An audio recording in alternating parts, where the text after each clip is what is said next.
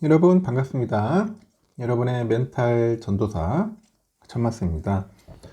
이제 오후 시간입니다. 코스피, 코스닥 3%씩 빠져요. 빠지고 있고 선물도 그렇고 다 그래요. 지금 거의 폭락이다 이렇게 보시면 됩니다. 전 시간에 제가 이야기했지만은 미국이 저렇게 빠지는데 우리가 무슨 수 있겠어요. 중국도 좀 빠지는데 중국은 낫네요. 0.85% 빠지고 있고 심천은 1.63%, 홍콩 항생 2.06, 홍콩 H 2.17, 일본 니케이 2.8, 일본 토픽스도 좀 빠지네요. 1.87. 그리고 저기 섬나라 대만도 1.49% 빠지는데 죄송합니다. 대만은 지금 아직 장이 안 열렸어요. 휴장이고요. 참 잘못 봤습니다. 하여튼 일본도 좀 빠지고 우리도 빠지고 현재 거의 비슷해요. 지금 거의 한 2% 3%씩 빠집니다. 근데 유독실이 대한민국이 좀 많이 빠지고 환율은 1460원 찍었습니다. 그렇게 참고하십시오. 제가 볼 때도 좀 빠질 거예요. 글로벌 반도체 기업의 엔비디아가 성장성 우려에 간밤에 8% 이상 급락을 했습니다. 난 올라갈 줄 알았는데 야 이거 빠지더라고. 국내 반도체 그 주들이 이제 미끄러지고 있어요. 그래서 그러나 금투 전문가들은 엔비디아는 물론이고 반도체 산업의 성장성을 높게 평가를 하더라고요. AI 산업 수요가 여전히 높은 데다가 중국의 이구환신 정책으로 반도체 재고 정상화가 이뤄집니다. 오늘 11시 반 보니까 증시에서 삼성이 1200원 정도 빠지던데 5만 한 5천원 정도, 하이닉스는 뭐 4.67% 빠지고 있고요. 이 한미 반도체가 7.7% 빠지네요. DBI텍 6.7, 이오테크닉스 6.8, 테크임 5.7, 미래반도체 4.1% 모두 하락합니다. 간밤에 미국 증시에서 엔비디아는 전날 대비 8.4% 하락을 했죠. 엔비디아는 지난 26일 매출액 393억 달러, EPS 0.84달러를 기록했다고 했고요. 매출액과 EPS는 모두 컨센을 상회했습니다. 그러나 이익률이 하락하고 있다는 분석이 나오고 미국 정부의 중국 반도체 그쪽으로 추가 수출 규제랑 관세 부과 가능성, 불확실성이 커지다 보니 엔비디아 주가가 이제 급락을 하는 거죠. 시장에서는 엔비디아 성장성에 대한 우려가 커졌지만은 금투업계 전문가들은 의견이 다르더라고요.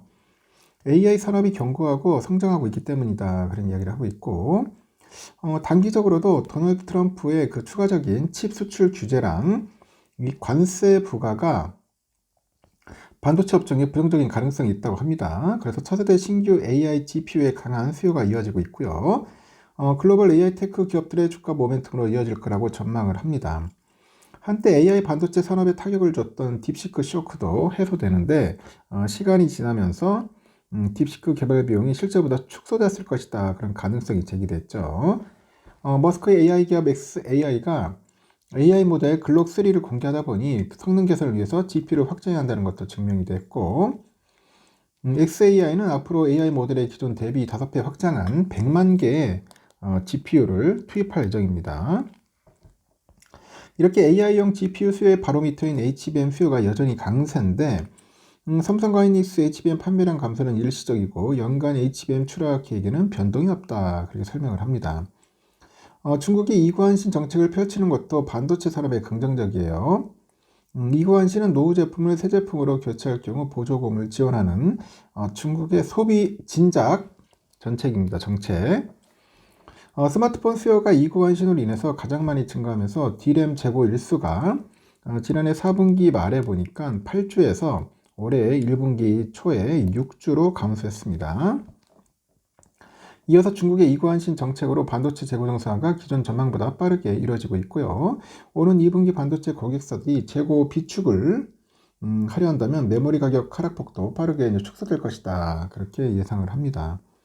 반도체 재고와 메모리 가격이 하반기 안정화될 경우 반도체 업종의 주가도 이제 상승할 수 있다는 그런 전망이 나오는 것 같습니다.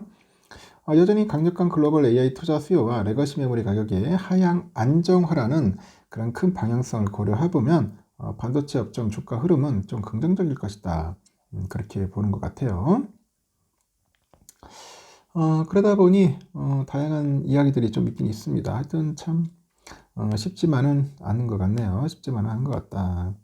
글로벌 AI 투자 수요 아직까지는 있는 것 같은데 주가가 이렇게까지 빠져야 하나 하는 참 황당한 그런 모습들을 제가 또 보고 있는 것 같아요. 그러다 보니 또 비트코인도 많이 떨어지더라고요. 현재 흔들리고 있죠. 근데 전문가들은 또 상승세를 탈 것이다.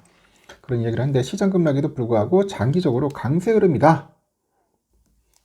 스탠다드 차트 은행에서 비트코인 가격이 올해 20만 달러 도달할 거라고 보는데 나가서 트럼프가 퇴임하기 전에 50만 달러까지 갈 수 있다. 전망을 해요. SC의 디지털 자산 리서치의 헤드가 CNBC 인터뷰에서 비트코인이 올해 20만 달러까지 상승하고 트럼프가 퇴임하기 전에 50만 달러까지 오를 거다 보는데 현재 가상자산 생태계에 필요한 것은 SC와 같은 전통적인 금융 참가자다. 이 블랙록처럼 가상자산 ETF를 보유하고 있는 대형 금융기관들도 시장에 뛰어들 수 있다면서 대형 금융기관이 비트코인하고 다른 가상자산에 투자할 자신감을 얻는 데 필요한 그런 촉매제는 가격의 안정화와 규제의 명확성 증가라고 합니다. 이에 따라서 가상자산 업계가 더욱 제도화되면 시장도 더 안전해지고 기관의 가상자산 채택 증가랑 미국에서의 규제 명확성이 결합을 하면은 시간이 지날수록 변동성은 줄어들 것이다. 제도화가 진행될수록 바이비트에서 발생한 10억 달러 규모 해킹 사건과 같은 이런 부정적인 이슈도 줄어들 거다. 중장기적으로 가상자산 가격의 상승 잠재력으로 작용할 것이다. 그렇게 이야기를 하는 것 같습니다.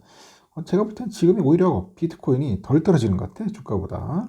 오히려 주가가 더 많이 떨어지고 비트코인이 그나마 덜 떨어지는 게 아니냐 그렇게 보이기도 하는데 하여튼 뭐 전반적으로 장은 좋지는 않네요. 좋지는 않고 미국 선물도 좀 막 빠지고 있네요. 또 아침에는 좀 오르는 듯 하더니 그만큼 변동성이 상당히 좀 심한 것 같습니다. 뭐 특별한 것도 없어요. 그냥 뭐 심리가 좀 위축됐다. 그런 것 같습니다. 심리. 지표가 좀 안 좋더라. 뭐 그건 갖다 붙이기 나름이니까. 그래서 삼성도 현재 2만이 아니라 54,800원, 1,500원 정도 빠지고 있어요. 외국인들 좀 팔고 있고, 우선주도 마찬가지로 3.3%, 45,250원에서 지금 왔다 갔다 하고 있습니다. 이런 폭락을 또 즐겨하는 분들이 있겠죠. 현금을 좀 갖고 있으라고 했지 않습니까? 현금을 갖고 있는 분들은 이때가 기회다 생각하고 열심히 저축하는 거고, 현금이 없는 분들은 좀 답답할 거예요. 괴롭죠. 제가 겪어봤지 않습니까? 작년에 8월 2일 날, 8월 5일 날, 그 이틀 동안, 이 거래일 동안 엄청난 충격을 받았잖아요. 그때. 뭐, 싸미 법칙 나오고 별의 이상은 다 나왔는데, 결국은 올라갔어요. 폭락하고. 똑같이 또 조정받고 또 올라갑니다. 좀 시간이 좀 필요하긴 하겠죠. 너무 두려워할 건 아닌 것 같아요. 저도 솔직히 기분은 좀 거시기 하지만 그렇게 뭐 두렵거나 하지는 않습니다. 좀 짜증은 나겠죠. 하여튼 오늘 좀 오를 줄 알았는데 엔비디아가 저렇게 한번 크게 바람을 일으키는 것 같습니다. 여기까지 하겠습니다. 즐거운 오후 시간 보내십시오.